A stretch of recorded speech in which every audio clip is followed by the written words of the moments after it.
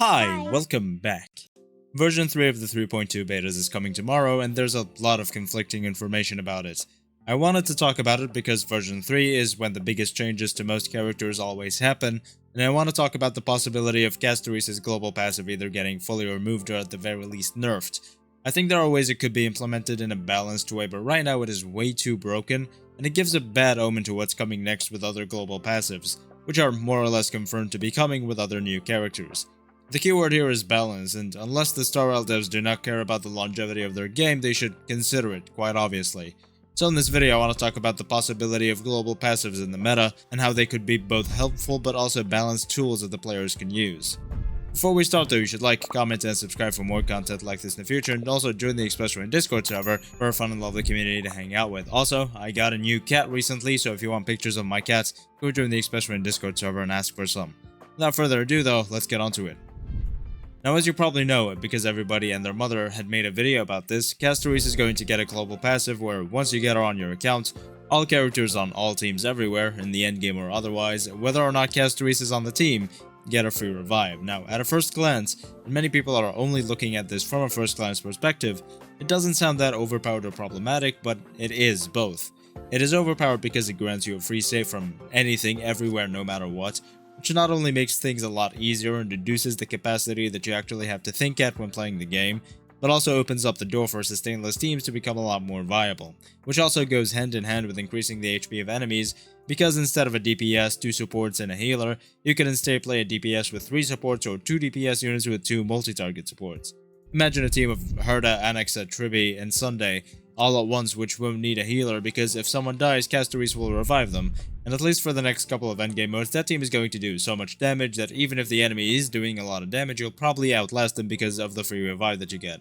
The fact that this exists would have either one or both of the following consequences. Either the enemies start doing a lot more damage to attempt to counter the fact that Castorese gives you a free revive, which means that basically all new enemies are going to deal a lot more damage, or all new endgame content is going to contain enemies that deal a lot more damage, or the second option is that we get more HP inflation to counter the power of these new sustainless teams. While that wouldn't be as bad if everybody had a free revive, not everyone is going to pull Castorese and nobody should be forced to pull for her. If HP is inflated further and damage is increased to counter Castorese's global passive, those who don't want or have her will be stuck between a rock and a hard place, and if you doubt that Star Rail would choose between either of these options, I would be the first to tell you that you're very naive and you think too well of these devs. Now, I also said that this global passive, or global passives in general, are pretty problematic due to different reasons that can't coexist. The first reason this would be problematic is if Castorese is the only character that has a global passive like this, or one of a select few characters that the devs really want to sell that they gave global passives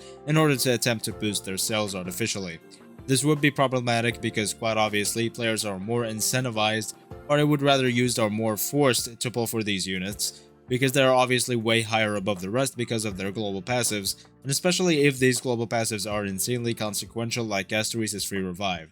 However, if all characters now suddenly come with global passives, or if every character is given a global passive, HSR becomes a collection game where you just have to pull every single new character, because if you don't, you're missing some sort of buff, and the whole aspect of team building or character building is based on how many characters you have in your account, which is just very neat and predatory.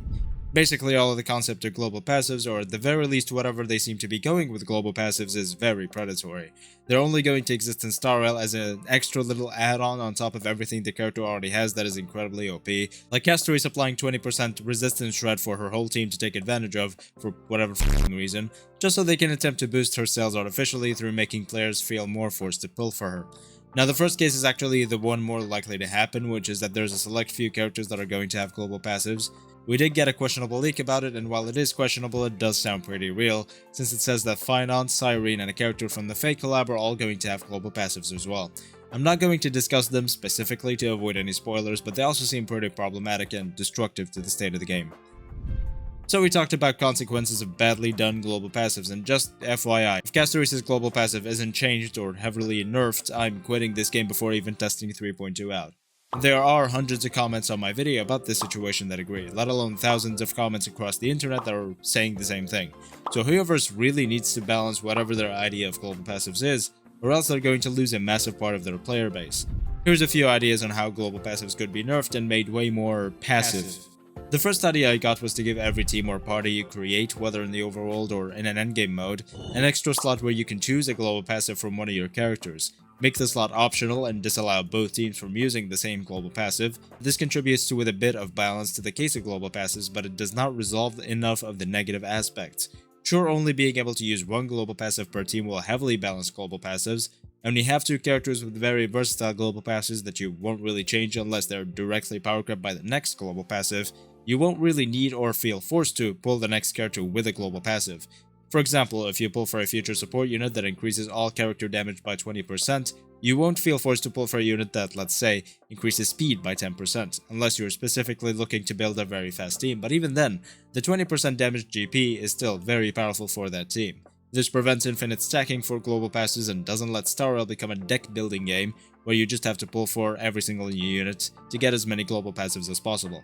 However, this still means that not all units are going to have global passives, which means that units with global passives are still going to have the chance to be infinitely more powerful than those without any, and even then there's going to be power creep between characters with global passives because, of course there will be. So you would still feel at the very least heavily incentivized and at the very most forced to pull for a character you might not want, just because their passive is very powerful. I think we can definitely use this, but there are different ways we can balance global passives.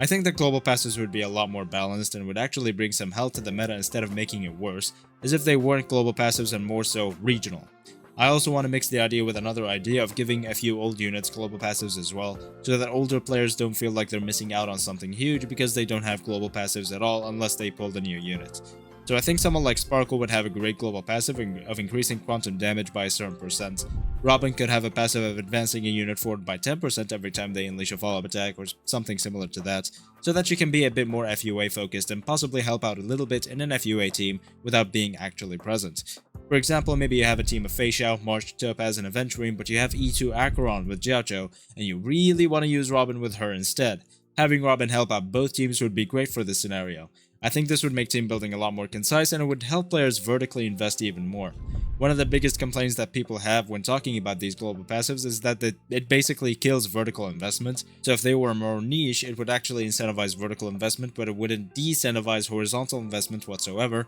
because you can still get a bunch of characters with passives based on multiple teams or niches. This goes hand in hand with an idea that I and other content creators, specifically Fleur, have talked about before, which is Star Rail needing more niche playstyles, or more different playstyles. If we had units that had global passives that go into these niches, it would present the opportunity for more team building using these units and their global passives. However, there are many other solutions to the niche playstyle problem, which is simply that they should just make character kits focused on certain niches. So even when balancing global passes by making them regional instead, there would still be some things with this feature that don't make sense, and don't make it not seem like it's just a marketing ploy.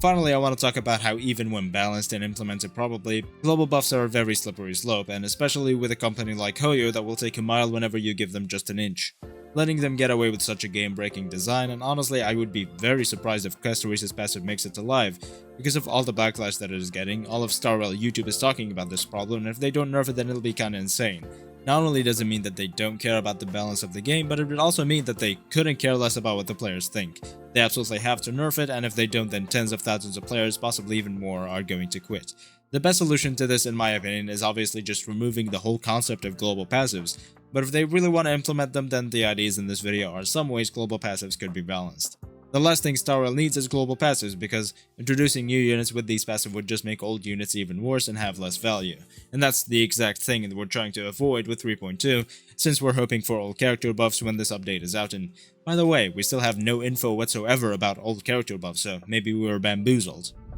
And that's it. Thank you so much for watching. Let me know your thoughts about the situation and my balancing suggestions. Make sure to like, comment, and subscribe for more content like this in the future, and join the Express Friend Discord server for a fun and lovely community to hang out with and for pictures of my cat. Thank you again for watching, and I will see you next time.